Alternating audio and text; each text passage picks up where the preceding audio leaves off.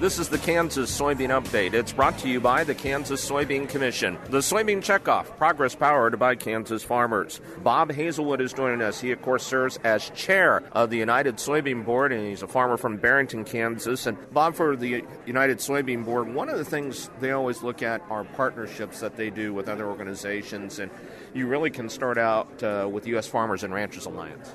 U.S. Farmers and Ranchers Alliance was a group that started with several ag organizations and ag industry partners in this that got together to, basically to look at the issues of acceptance of modern-day agriculture.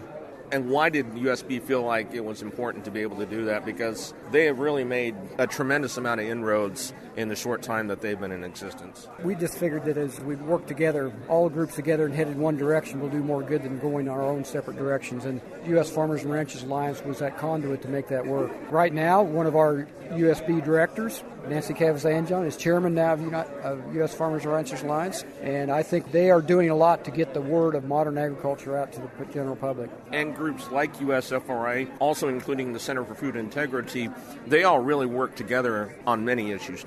Since we're in a media age with where everybody can post anything real quick on the internet or on a blog, and we're out there trying to make sure that what they have is consumer has is correct information. There's a lot of misinformation out there, and there's a lot of bloggers that maybe they don't spew misinformation on purpose, but we try to make sure that the correct information gets out. So. On top of the fact that it's misinformation, that trend unfortunately seems to be growing too. Yeah, it's a shame. There's been several, and just recently there was a blogger that was gaining a lot of traction, and all of a sudden some of the things came through that weren't correct, and there's a lot of statements out there now how wrong she is. And that's one of the things we try to do. We want everybody to have the correct information, and they're going to do that. And I'm sure even here, if you talk to any of the Kansas soybean producers, it affects them. Yeah, that kind of information affects a lot. And and as a soybean grower, one of the big issues now in the acceptance of our practice is biotechnology. We've had GM-modified soybeans for 20 years now.